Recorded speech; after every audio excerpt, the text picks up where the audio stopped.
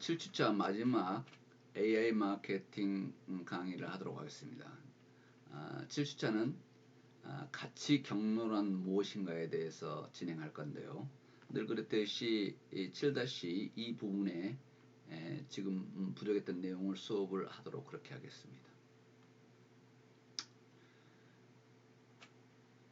지금 7-2에서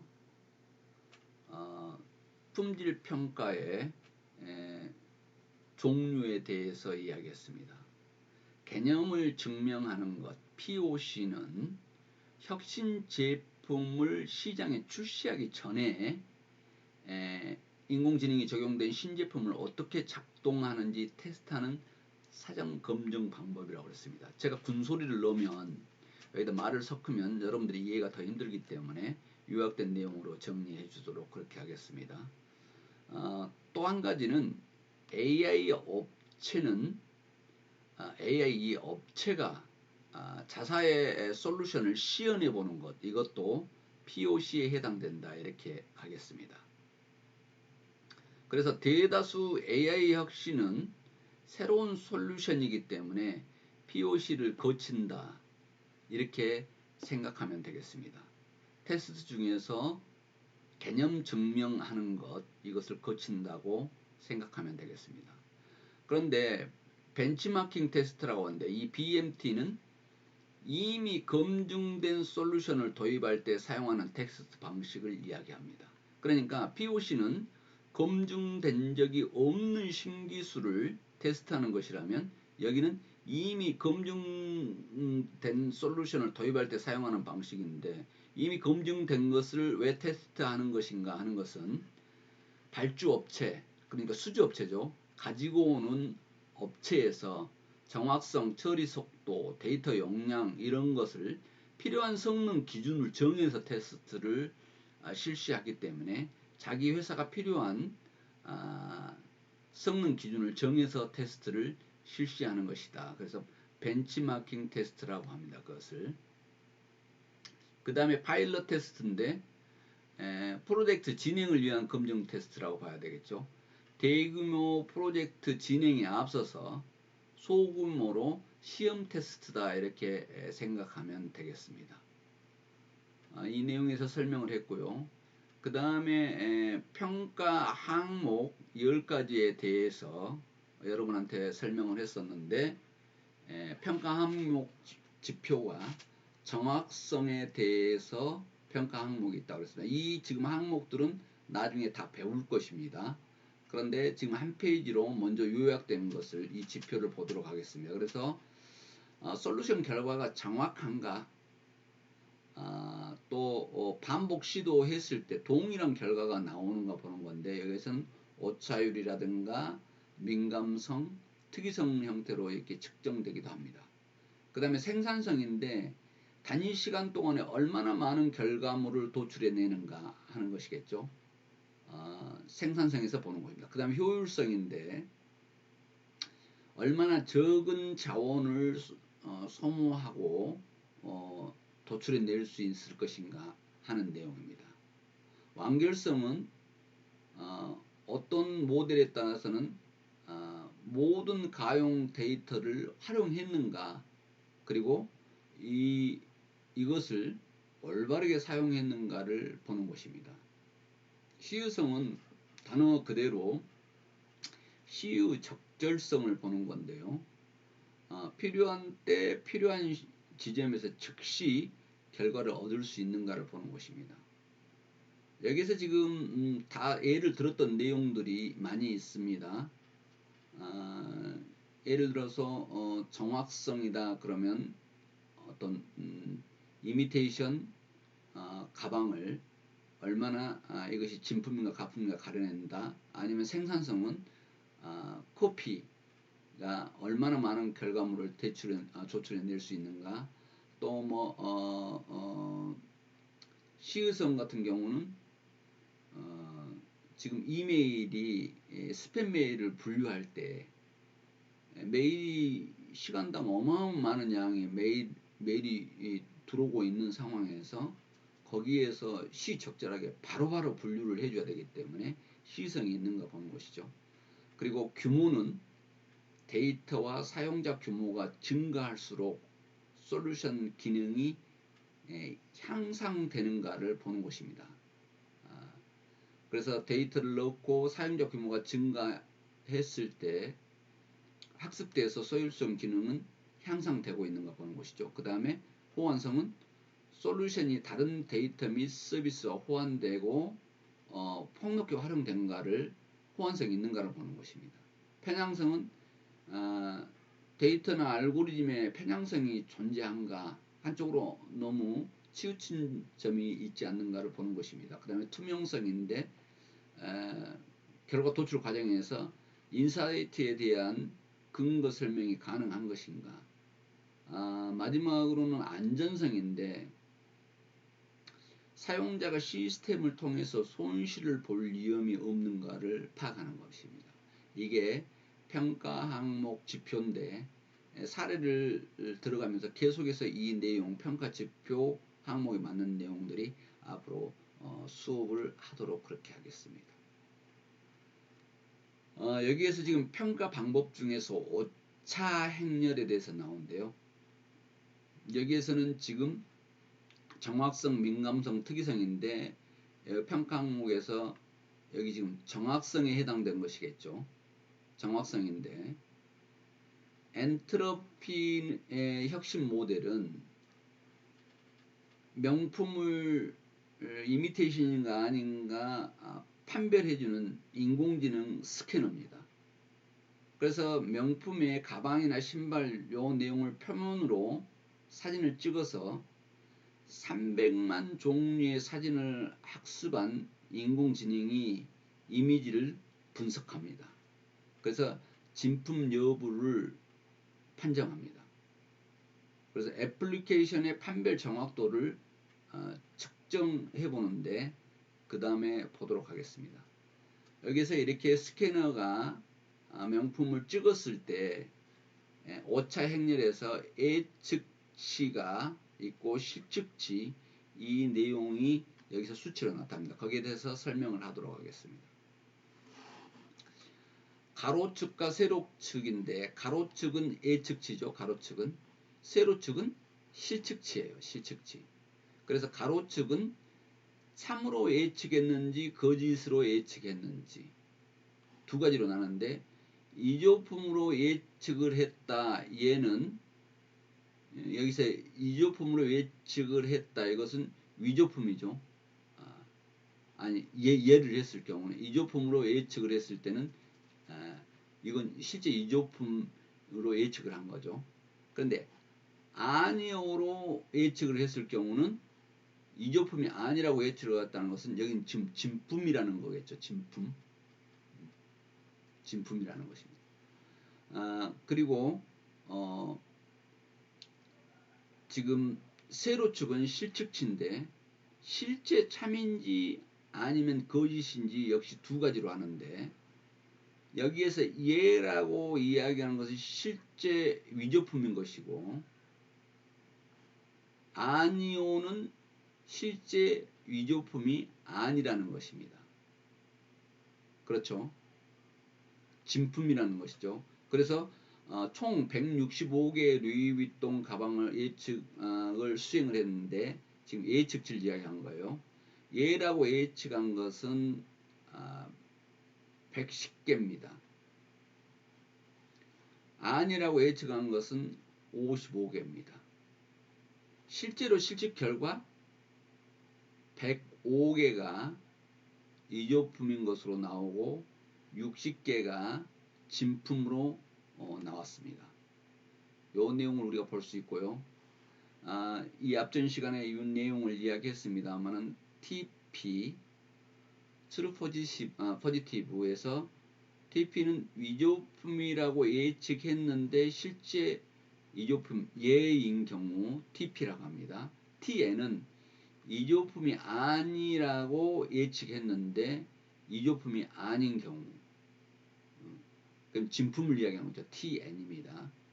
그 다음에 FP는 위조품이라고 예측했는데 실제 위조품이 아닌 경우 이걸 FP라고 합니다. FN은 위조품이 아니라고 예측했는데 실제 위조품인 경우를 이야기합니다.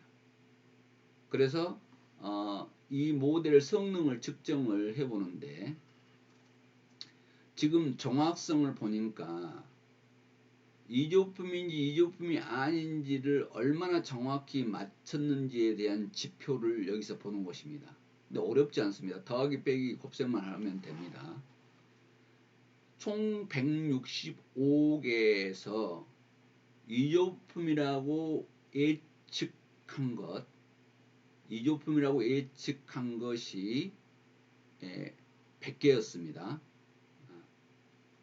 그리고 진품이라고 예측한 것이 50개였습니다. 그러죠? 그랬더니 0.91이 나왔어요.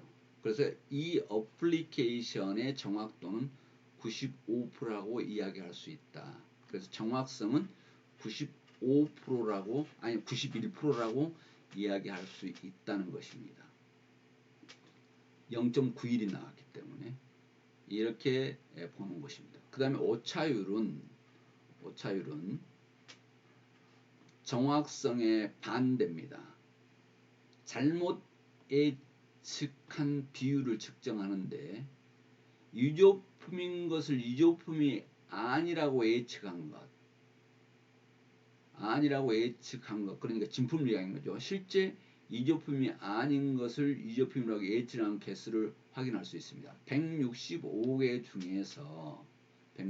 중에서 위조품을 위조품이 아니라고 예측한 것이 10개였습니다. 그 다음에 진품을 위조품이라고 예측한 것이 5개였습니다. 그랬더니 0.09가 나왔다. 그래서 어플리케이션의 오차율은 9%다. 이렇게 이야기한 것입니다. 어렵지 않죠? 그 다음에 민감성인데 참에 대해서 얼마나 민감하게 참이라고 예측했는지에 대한 지표인데요. 위 사례에서 실제 위조품인 것에 대해서 위조품이라고 예측한 것의 비율을 측정한 건데 실제 위조품인 가방수는 105개였습니다. 그래서 이 어플리케이션의 위조품이라고 예측한 것은 100개이기 때문에 민감성은 95%에 해당한다. 그래서 여기서 지금 정확성과 오차율과 민감성을 이렇게 구분해 볼 수가 있었습니다. 그 다음에 특이성인데요. 거짓이라는 특이한 사례에 얼마나 거짓이라고 예측했는지에 대한 지표를 이야기합니다.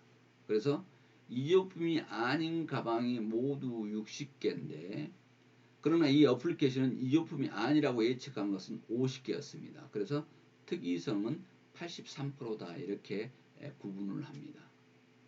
자, 지금 여기서 오차 행렬에서 정확성, 오차율, 민감성, 그 다음에 특이성에 대해서 여러분한테 이야기를 했습니다. 오차 행렬을 통해서 모델의 성능을 측정할 수 있는데요. 이 엔트로피 어플리케이션은 고해상도로 사진을 찍은 다음에 사물을 260배로 확대해서 육안으로 찾아내기 어려운 비정상적인 패턴, 그러니까 인장이나 가죽 잔주름 사이에 작은 공백, 페인트 칠 등 진품 여부를 판별해냅니다. 그래서 지금 방금 사례를 설명할 때는 임의로 설정한 수치인데 실제 엔트로피의 판별 정확도는 98% 수준으로 아주 매우 높다고 합니다. 이렇게 정확한 측정을 하는데 불과 15초밖에 걸리지 않는다 하는 것입니다. 그만큼 이미테이션을 찾아내는 인공지능 엔트로피는 정확도에 엄청나게 높은 정확도를 가지고 있고 또 시간을 그걸 판단하는데 15초밖에 걸리지 않을 정도로 속도가 빠른 인공지능 시스템입니다. 자, 여기서 지금 품질 평가 내용에 대해서 요약하겠습니다. AI 제품 및 서비스가 우수한 성능을 유지하도록 하려면 품질 관리 체계를 갖춰야 되는데, 품질 관리를 위해서 먼저 평가 지표를 설정해야 합니다. 그래서 평가 지표를 아까 봤죠. 그리고 상시적으로 평가해야 된다는 것입니다. 또한 지속적으로 보완해서 품질을 유지해야 된다는 것입니다. 시장의 상용화 과정에서 개념을 증명하고 벤치마킹 테스트를 하고 파일럿 테스트 등의 평가를 한다는 것입니다. 프로젝트 초기부터 자체적인 품질 평가 체계를 갖춰서 AI 제품 및 서비스의 시장성을 높인다는 것입니다. 그래서 지금 품질 관리 체계 평가에 대해서 수업을 했습니다. 지금 오늘 7-3에서 각지 경로에 대해서 설명할 건데요.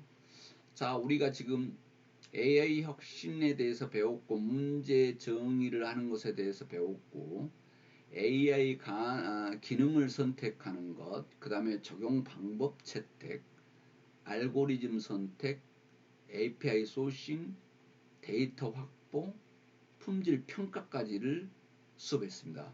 지금 오늘은 가치 경로 설계에 대해서 수업할 계획인데요.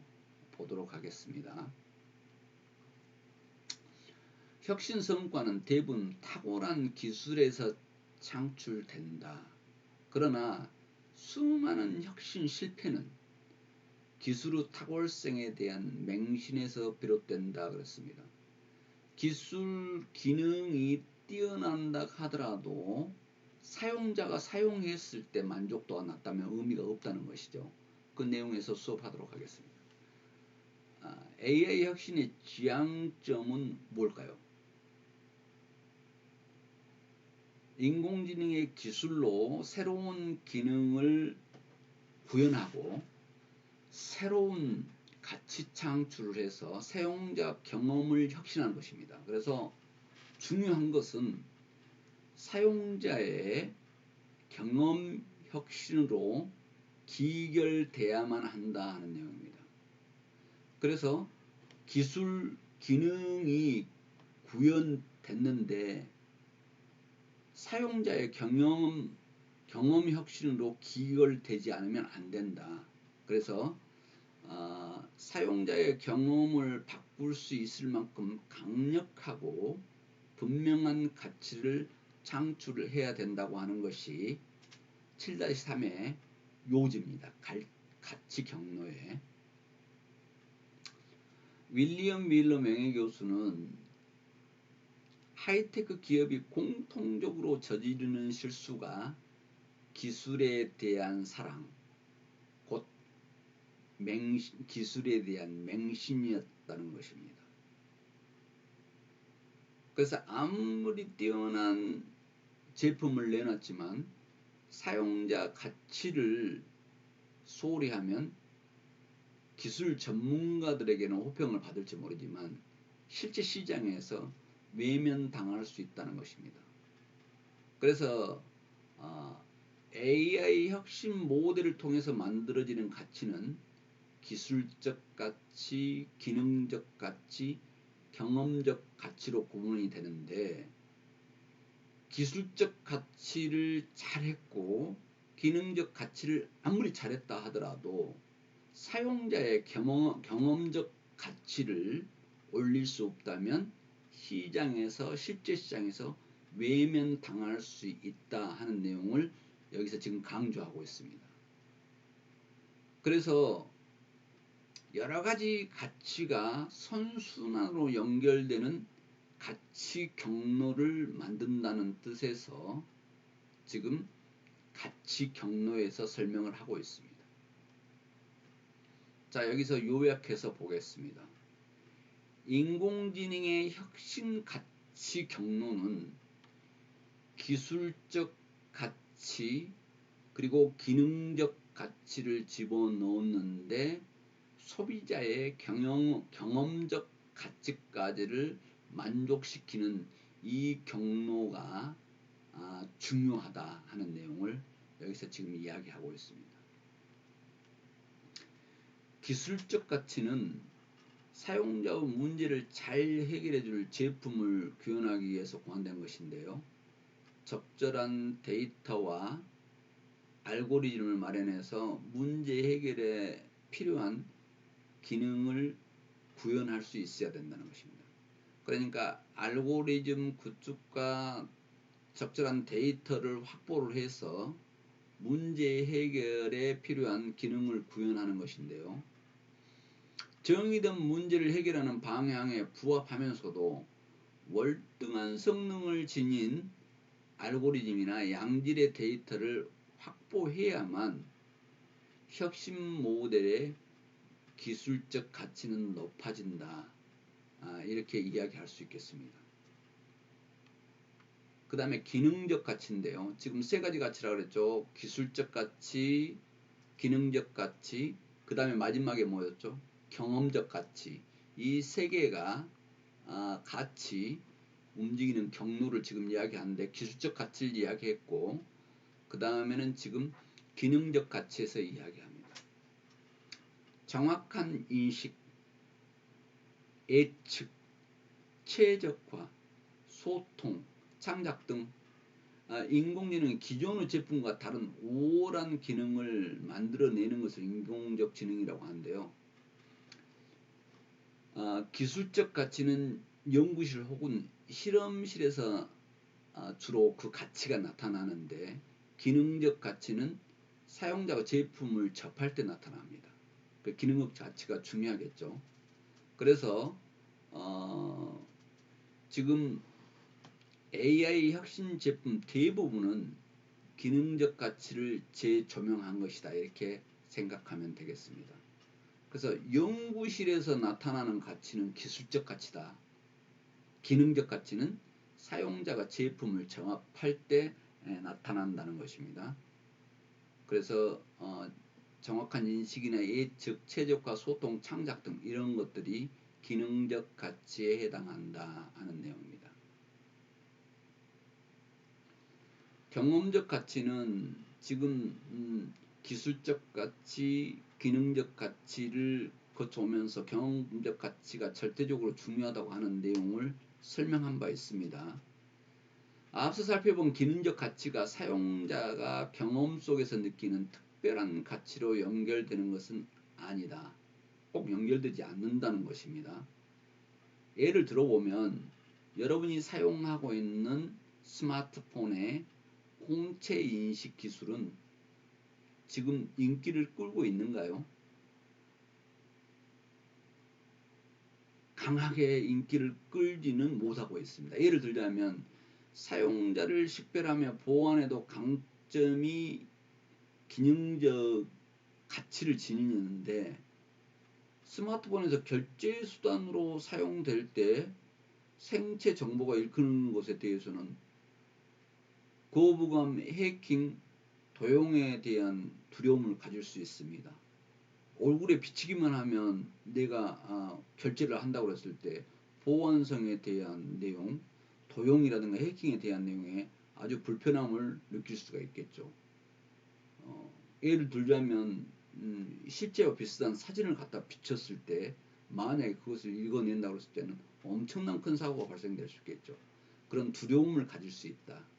그래서 경험적 가치는 사용자가 경험 속에서 삶의 특별한 만족과 즐거움을 줄 수 있을 때 나타난다는 것입니다. 그래서 기술적 가치가 뛰어나고 경험적 가치가 좋다 그래서 아니 기능적 가치가 좋다 그래서 경험적 가치로 꼭 연결되는 것은 아니다. 그래서 지금 홍채 인식으로 불편하니까 또 신뢰감을 못 가져가니까 지문 인식으로 하거나 또 다시 다른 내용으로 지금 바꾸는 그런 내용들을 볼 수가 있습니다. 가치를 점진적으로 발전시키는 법인데, 가치 경로는 기술적 가치, 기능적 가치, 경험적 가치로 발전한다는 것에 대해서 여러분한테 이야기했습니다. 결국은 AI 혁신은 경험적 가치까지 창출하는 것을 목표로 하고 있다, 이렇게 생각하면 되겠습니다. 엔지니어가 알고리즘을 개발할 때 기술 구현에만 초점을 맞추다 보면 경험적 가치로 이어지지 않을 때가 많다는 거죠. 사용자 경험에서 어떤 만족을 느낄지를 늘 고민해야 된다는 것입니다. 그 내용이 지금 반복적으로 강조하는데, 여기에서 지금 한번 짚고 넘어가야 될 건 뭐냐면, 기술적 가치, 기능적 가치, 나가서 경험적 가치까지를 전체 가치 경로로 견지하고 가는데, 사용자 자신도 모르는 니즈까지 발견해서 충족시켜 줬을 때 성공적인 AI 기능이 되겠다 하는, 가치가 되겠다는 내용입니다. 자, 요약하겠습니다. AI 혁신 모델이 포함하는 가치는 기술적 가치, 기능적 가치, 경험 가치 세 가지가 선순환 작용할 때 AI 혁신 모델이 성공적으로 발전한다는 내용을 이야기했습니다. 그래서 개발자가 기술적 가치에 머무르지 말고 탁월한 기능적 가치와 함께 특별한 경험적 가치를 창출해야만 마지막에서까지 성공을 할 수 있는 AI 혁신 모델이 만들어진다는 것을 이야기했습니다. 7-3 가치 경로에 대해서 여러분들과 이야기했습니다. 7주차 강의를 모두 마치겠습니다. 여러분 비대면 강좌 듣느라고 수고했습니다.